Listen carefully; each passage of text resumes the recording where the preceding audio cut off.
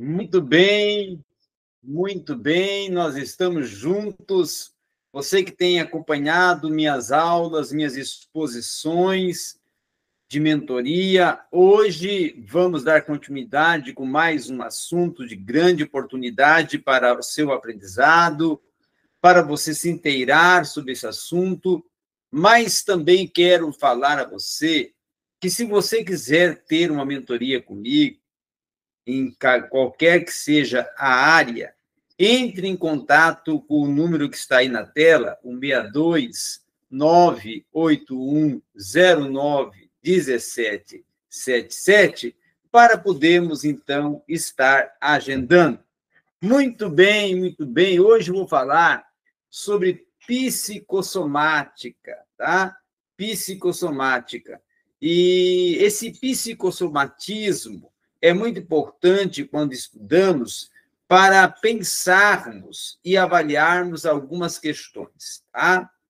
Principalmente no que concerne às doenças que vão sendo desenvolvidas em relação ou em consequência de questões relacionadas ao nosso próprio psique, à nossa própria emotividade, ao nosso próprio comportamento, tá?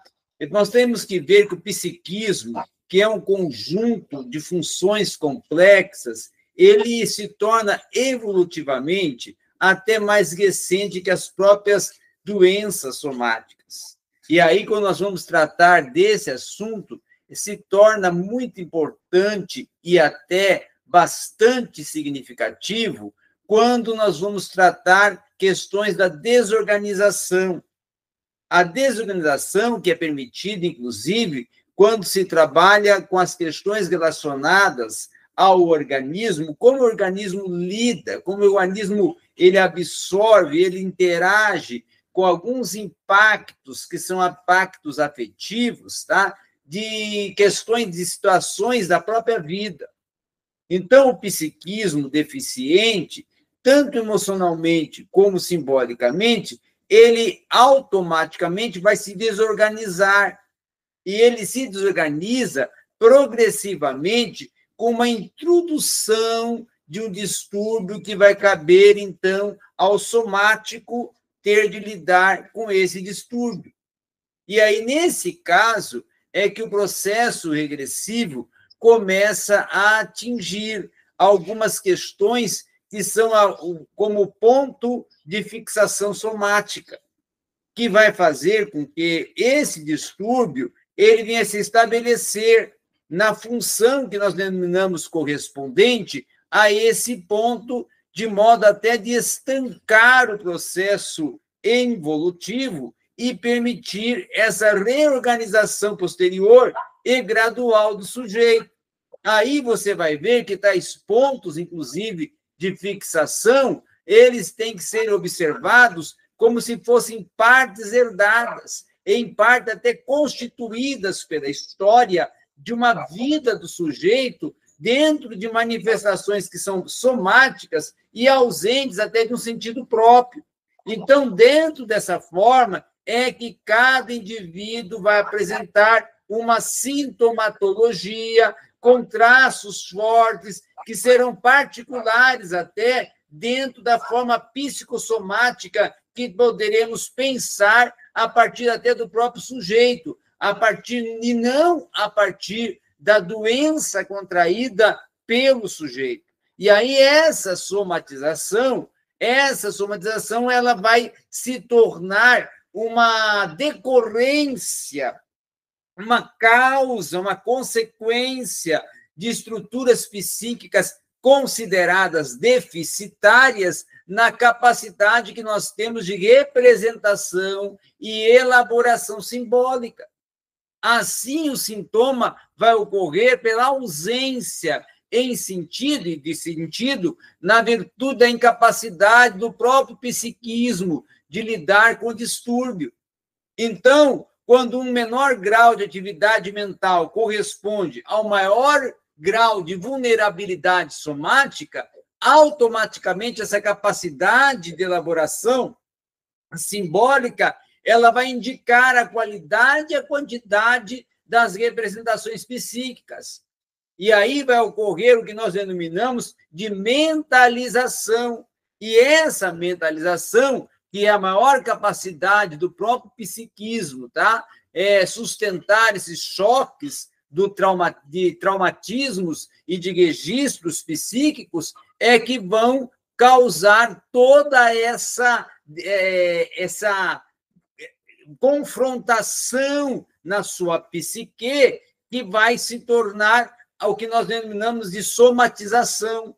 Então, automaticamente, nós vamos ver que, em alguns casos de somatizações que são graves, são denominadas somatizações graves, elas são em decorrência de uma negatividade simbólica, de uma ausência de referências afetivas, que muitas das vezes são resultantes até do pensamento operatório, tá? De um trabalho psicoterápico ou até de um papel em que o próprio terapeuta vai atuar para nomear os estados psíquicos, afetivos, a carência simbólica e todo estabelecimento e restabelecimento que o paciente tiver, no caso, sofrendo. Então, é nessa questão e é nessa proposta que o psiquismo, dentro da circunstância que o paciente está vivendo, ele é trabalhado e é observado e tratado pelo terapeuta. Agora, também, uma outra questão que também podemos considerar é que existe um mecanismo, tá, que ejeta do psiquismo as percepções, os pensamentos, as fantasias, que são capazes, inclusive, de ressuscitar esses afetos que são insuportáveis e que são relacionados a experiências traumáticas primitivas. Então, um esvaziamento, por exemplo, de uma significação afetiva da própria palavra, ele se torna um recurso exigido dentro de novas formas de dispersão de energia. E, com isso, vai surgir também um sentido de um comportamento aditivo e de uma somatização. Então, a tendência que ocorre em alguns momentos de se ejetar do próprio psiquismo algumas percepções, pensamentos, fantasias que são associadas a esse afeto, vai conceder um surgimento, tá, de um mecanismo de defesa que até, inclusive, foi proposto pelo próprio Sigmund Freud, que esse mecanismo de defesa, Freud vai defender como um repúdio para fora do ego.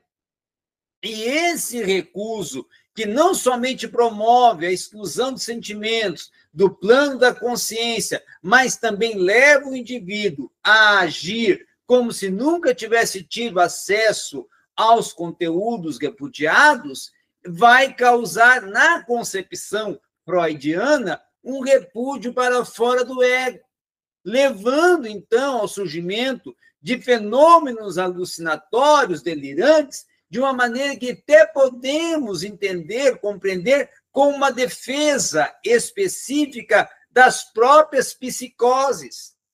Inclusive, McDougall vai sugerir e propor que os afetos que são injetados, os aparelhos mentais de pacientes que possuem, que são portadores de somáticas, não geram um subproduto da alucinação ou até um delírio, mas sim perdem-se em qualquer espécie essa compensação psíquica, até como uma consequência, algo que vai se tendenciar contrariamente dentro do que ocorre com os psicóticos e dentro de até que é proposto uma pura expressão da psicossomática. Então, McDougall ainda vai colocar que as emoções, ela pode, ao contrário, tá, sugerir que os pressupostos metapsicológicos clássicos, efetivamente, eles venham até desaparecer, eles venham até não estar presentes em alguns determinados momentos para esse aparelho que vai conceder essa análise psíquico mediante também a expulsão do plano consciente de pensamentos, fantasias e representações, ele venha a ser capaz também de exaurir e provocar alguns sentimentos que podem causar o sofrimento. Então, o termo que nós trabalhamos, a desafetação, que vai indicar por si só esse rompimento do indivíduo com seus próprios sentimentos, tá? Essa desafetação vai levar o sujeito a encontrar dificuldades, até para aprender alguns contrastes emocionais, discriminar tanto seus afetos como os demais, que as pessoas com as quais ele convive possui, e conduzir esse estabelecimento até de vínculos e associações que são poucos consistentes dentro da sua vida cotidiana.